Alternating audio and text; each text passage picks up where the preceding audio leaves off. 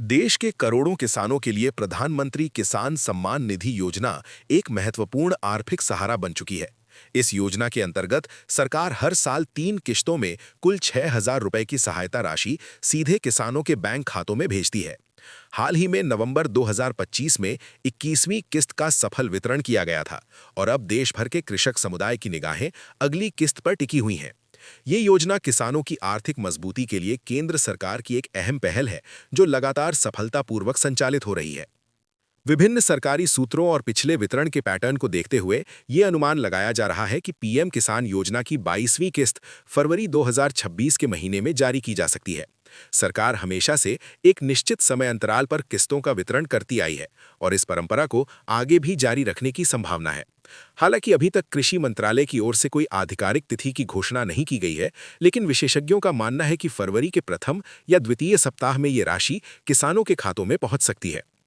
योजना के तहत डायरेक्ट बेनिफिट ट्रांसफर यानी डीबीटी प्रणाली का उपयोग किया जाता है, जिससे बिचौलियों की भूमिका पूरी तरह समाप्त हो जाती है।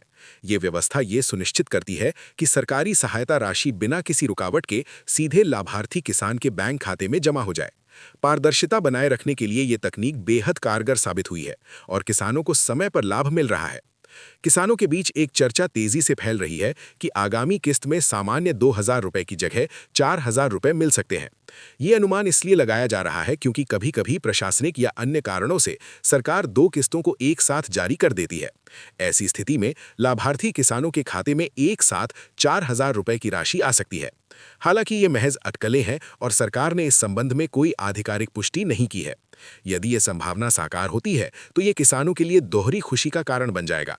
खेती के बढ़ते खर्च और महंगाई के इस दौर में 4,000 रुपए की एक मुश्त राशि किसानों को काफी राहत दे सकती है। फिलहाल किसानों को सलाह दी जाती है कि वे केवल आधिकारिक घोषणा का इंतजार करें और अफवाहों पर विश्वास न करें। पीएम किसान योजना का लाभ उठाने के लिए कुछ निर्धारित मानदंडों को पूरा करना अनिवार्य है। सबसे पहली शर्त यह है कि आवेदक भारत का स्थायी नागरिक होना चाहिए और उसके नाम पर कृषि योग्य भूमि पंजीकृत होनी चाहिए।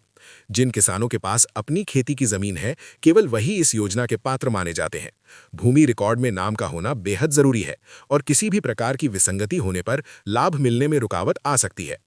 दूसरी महत्वपूर्ण शर्त यह है कि जो किसान आयकर दाता हैं, उन्हें इस योजना से बाहर रखा गया है।